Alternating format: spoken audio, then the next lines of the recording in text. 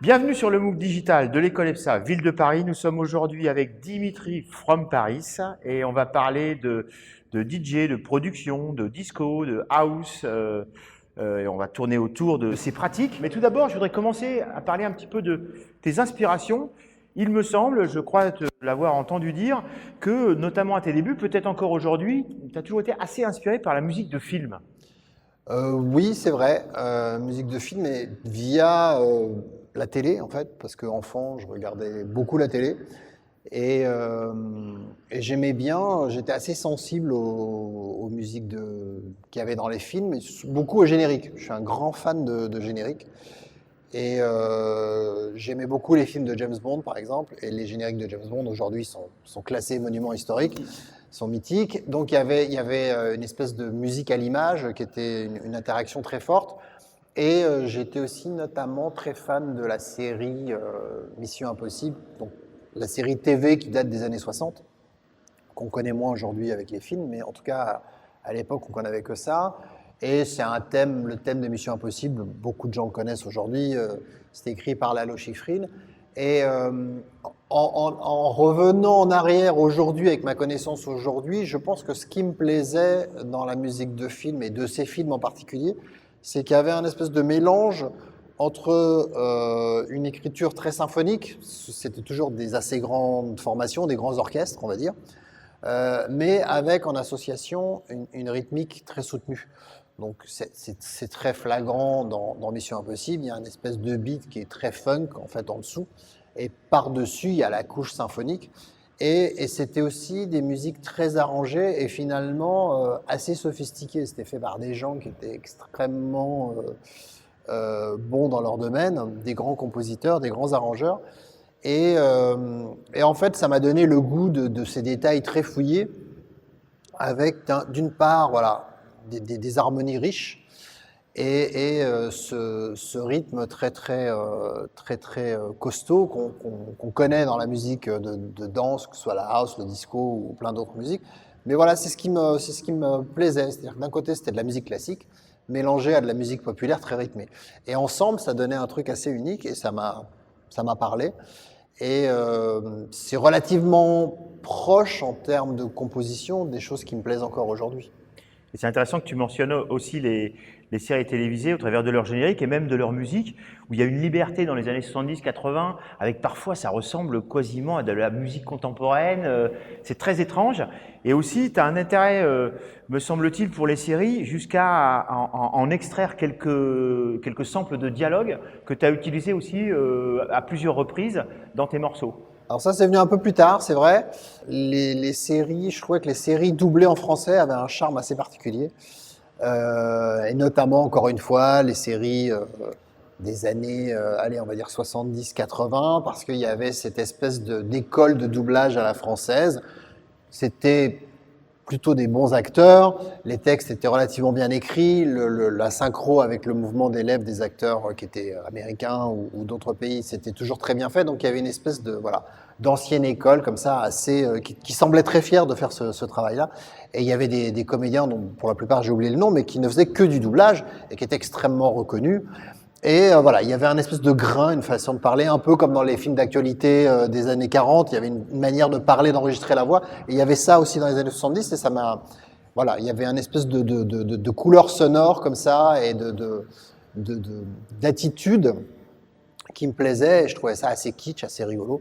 Et il y a une époque, au début des années 80, où nous avions la chaîne de Berlusconi qui était diffusée, la fameuse 5e chaîne, sachant qu'avant on n'en avait que 3,5, donc d'un seul coup c'était des tas de séries qu'ils achetaient pas cher, mais donc qui étaient doublées comme ça avec des anciens acteurs.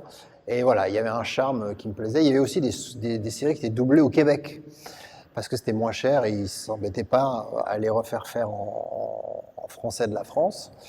Et donc il y avait des petites intonations un peu curieuses, un peu bizarres. Il m'a fallu du temps pour comprendre que c'était des Québécois qui parlaient français.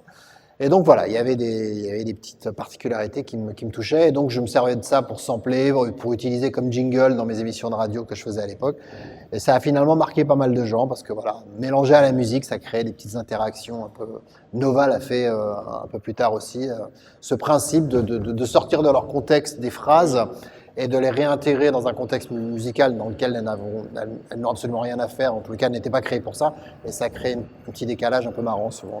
Alors on ne peut pas ne pas évoquer la déferlante disco des années 70 qui émerge du côté de Philadelphie mais qui va prendre véritablement ses lettres de lumière à New York. Donc ça c'est quelque chose, je m'en souviens aussi, on est à peu près de la même génération, moi que j'ai pris aussi en pleine face, hein, j'imagine que ça t'a un peu secoué. Alors c'est curieux le disco parce que je ne l'ai pas pris au moment où il est arrivé.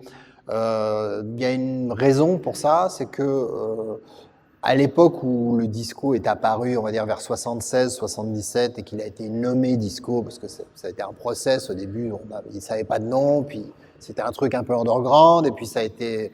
Les gens se sont rendus compte que voilà, les gens se retrouvaient dans les boîtes de nuit pour danser, donc de discothèque, on a raccourci, c'est la musique disco, etc. C'était la fin des années 70 et moi à l'époque j'étais plus dans un truc soul et funk qui était la musique un peu Motown on va dire pour mettre ça de manière compréhensible pour les gens.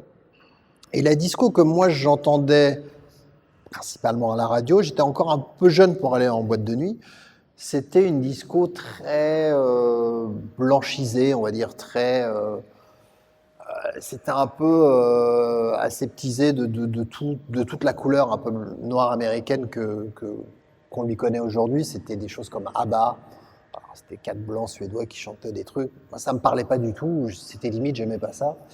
Ou Boney M, c'était un peu clownesque. Donc j'ai laissé ça un peu de côté. Et en fait, via la soul, moi je suis passé au tout début du rap. Donc le hip-hop, mais à l'époque, ça ne s'appelait pas hip-hop non plus, c'était des gens qui parlaient dans un micro sur une musique. Cette musique, c'était plutôt une musique disco nord-américaine, mais je ne le savais pas encore. Et de ça, je suis passé au début de la house. Donc la house, c'est arrivé vers 85-86.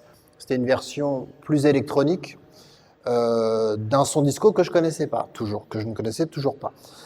Et en fait, en cherchant, en essayant de retrouver les origines et les inspirations de la house qui m'intéressaient particulièrement, je me suis rendu compte que c'était des gens de Chicago, de New York ou d'autres pays aussi, mais principalement de ces 2 grandes villes américaines, qui essayaient de refaire une musique disco qui avait été déclarée morte à la fin des années 70, mais ils la refaisaient avec des machines pas chères, parce qu'ils n'avaient pas les moyens de se payer un orchestre, qu'ils n'avaient pas les moyens de se payer des grands studios. Et il faut savoir que la musique disco qu'on connaît aujourd'hui, labellisée comme telle, ça demandait beaucoup de personnel, ça demandait des orchestres, ça demandait une vingtaine de personnes, parce que un violon tout seul, ça sonne comme rien, il en faut au moins une dizaine pour arriver à faire quelque chose. Donc ça, plus ça, plus ça demandait des énormes budgets. Eux, c'était des gens un peu du ghetto de Chicago, ils avaient une boîte à rythme qu'ils avaient achetée au cash converter du coin, ça faisait pas un vrai batteur. Donc ils avaient cette volonté de recréer le disco, mais avec des moyens totalement sommaires, et ça a créé la house avec ce charme très particulier, un peu dépouillé, un peu minimal, mais avec une vraie énergie. Et donc, en allant chercher qu'est-ce qu'il y avait derrière la house, j'ai découvert cette disco très riche, très harmonieuse, comme ça, très soul finalement, à des années-lumière des choses comme ABBA ou Boney M. Et là, ça m'a vraiment touché. Et c'est une musique qui est particulière, la musique disco noire américaine, parce que c'est très ancré dans le gospel. Souvent, les chanteurs, les chanteuses venaient de l'église. Donc, ils avaient cette culture de l'église et ils avaient cette culture de la foi aussi. Et il y a ce côté un peu désespéré, mais toujours très joyeux. Et c'est très propre à la disco, on va dire, à la vraie disco nord-américaine. C'est toujours très chatoyant, très joyeux, mais le fond, les paroles, c'est toujours plutôt un peu triste. Et il y a ce mélange comme ça, triste-joyeux, qui est unique, je pense, à cette musique-là. En tous les cas, c'est pratiquement toute la disco se retrouve là-dedans. Et avec le désespoir du gospel, ce truc de vouloir s'élever au-delà de sa condition. Et on retrouve toujours ça, on retrouve ça dans la musique, on retrouve ça dans les paroles, on retrouve ça dans la manière dont le truc est présenté. Et c'est assez intéressant, ça m'a beaucoup touché. Et aujourd'hui, même quand il y a quelque chose que j'aime, j'arrive toujours à relier ça à cette espèce de truc, voilà, joyeux, triste. C'est intéressant que tu mentionnes les racines de la house, notamment dans la disco, que tu qualifies d'ailleurs la musique disco de musique sophistiquée. Et c'est vrai que c'est très sophistiqué. Oui, et c'est vrai que c'est quelque chose que j'aurais pas forcément entendu à l'époque aussi de la façon dont on l'a découvert, comme tu dis, entre Boney M et quelques autres. Mais aujourd'hui, à le réécouter, avec son côté orchestral, violon, cuivre, voix, etc. C'est une musique très sophistiquée. À l'époque, je me souviens, quand on me disait qu'on aimait la disco, on nous regardait un peu, c'est quand même de la musique pour kéké, quoi. Voilà. Alors il y avait une disco un peu, voilà, dépouillée de toute sophistication pour aller droit au but, comme aujourd'hui, je sais pas, on a les DJ qu'on voit à la télé, c'est pas très musical, mais ça fait effectivement danser. Donc à l'époque, il y avait l'équivalent du David Guetta du coin, etc. Mais fondamentalement, c'était une musique très riche et très sophistiquée, et avec des tas de musiciens qui passaient des heures à s'entraîner. Enfin, c'était des très très grands techniciens, tous les musiciens de l'époque, que ce soit dans la disco ou ailleurs. Et il y avait cette culture de si on n'était pas bon, on sortait, quoi. Donc, pour parler de la disco qui est principalement née entre Détroit avec Motown et à Philadelphie avec le label Philadelphia International, c'était des tueurs, les musiciens, clairement, et c'était des gens très demandés, et ils étaient très soudés, ils n'allaient pas enregistrer pour n'importe qui, mais en même temps, c'était des ouvriers, c'est-à-dire qu'ils arrivaient le matin au studio, on leur mettait une partition sous le nez, et ils faisaient 5 morceaux dans la journée, et tous les jours, c'était pareil. Donc, il y a toujours ce côté... Alors là, je vais extrapoler, mais dans tous les arts, il y a une partie technique que les gens qui apprécient l'art ne voient pas forcément, mais qui pour moi est assez indissociable. C'est-à-dire que si c'était pas des bons musiciens, eh ben, ça n'aurait pas existé, ça n'aurait pas eu ce son-là. Et dans l'art, si un sculpteur, il sait pas travailler tel ou tel matériau, on n'aurait pas l'impression qu'on a en regardant sa sculpture, un peintre avec sa peinture, etc. Donc c'est des choses qu'on voit pas. C'est un peu comme un tour de magie. On est émerveillé par le résultat, mais derrière, on s'imagine pas qu'il y a des ficelles extrêmement travaillées, réfléchies, longuement répétées et ratées jusqu'à ce que ça marche. Et pour moi, il y a la musique, voilà, il y a ces deux aspects, et c'est pareil dans le DJing, c'est pareil un peu dans tous les arts visuels. Il y a un aspect technique très important. Alors c'est intéressant de remarquer aussi que finalement dans les années 80, on peut considérer que dans les clubs, la house a plus ou moins remplacé la disco, mais qui a réémergé et finalement qui n'a jamais véritablement disparu. Et aujourd'hui, on est dans un temps de véritable réémergence de la disco, pour le meilleur et pour le pire. D'ailleurs, quand tu citais tout à l'heure ABBA, qui n'est pas mon groupe préféré, mais c'est intéressant de remarquer que c'est quand même une grosse tendance qui a vraiment marqué le XXe siècle et qui n'arrête pas de réémerger de plus en plus fort. C'est-à-dire que c'est une musique qui s'est, à l'époque en tout cas, qui est arrivée de la soul, qui est arrivée un peu d'influence européenne, etc., mais qui a été vraiment de plus en plus affinée pour faire danser les gens. Et c'est un peu la musique de danse ultime. C'est-à-dire qu'il y avait des tas de musiques qui faisaient danser les gens dans les années 50, je sais pas, il y avait le rock'n'roll, il y avait la rumba, il y avait des tas de trucs.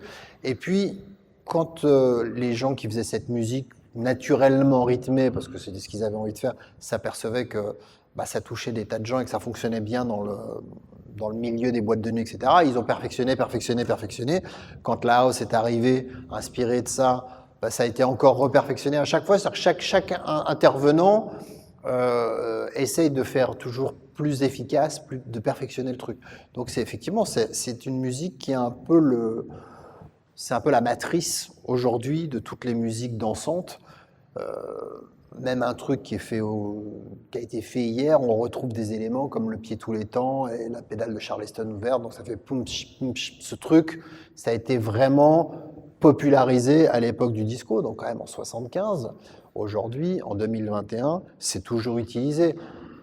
Des tas de gens ne savent peut-être pas d'où ça vient. C'est une évidence que si on fait un morceau plutôt house, on va utiliser ce format-là. Mais c'est un truc qui a été inventé il y a 45 ans.